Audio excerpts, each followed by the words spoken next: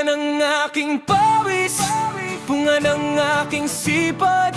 Ang mga gamit na ito, saksi sa aking pag-angat. Magtatrabaho ng maigi, gagamitin ng tama, dahil alam kong mahalaga ang bawat isa sa kanila.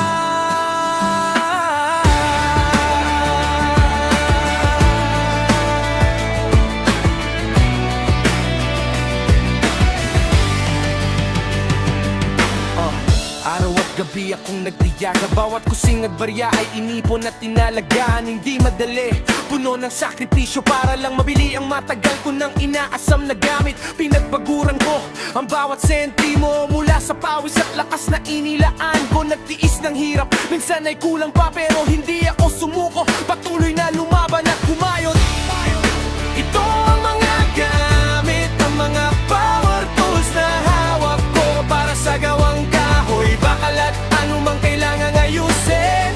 Bawat isa ay bunga ng aking matiyagang paghahanap. Kaya ko itong ipagmalaki dahil sarili kong sikap ang puhunan. Hindi ito bigay, hindi ito kinuha lang, lahat ay galing sa aking sariling pagod at pagbabanat. Handa na ang lahat, handa na akong buwag sa bawat gawaing hawak ko. Dito ko ilalabas ang aking galing. Sa paggawa magkahoy, matibay na bakal sa bawat hugis at anyo, na nais kong mabuo ang mga gamit na ito. Ay aking katuwang sa bawat proyektong aking inaasam na matapos. Minsan ay pagod, minsan ay nahihirapan, pero kapag nakikita ko ang mga ito, nababalik ang lakas. Dahil alam ko bawat isa ay may kwento-kwento ng isang taong nagsikap para sa sariling pagunlad.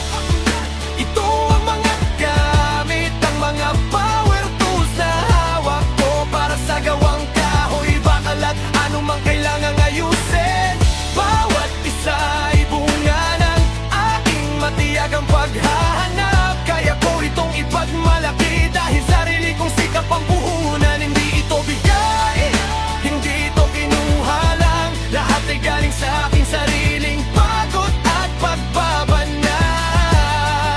Handa na ang lahat, handa na akong gumawa sa bawat gawaing hawak ko. Dito ko ilalabas ang aking galing.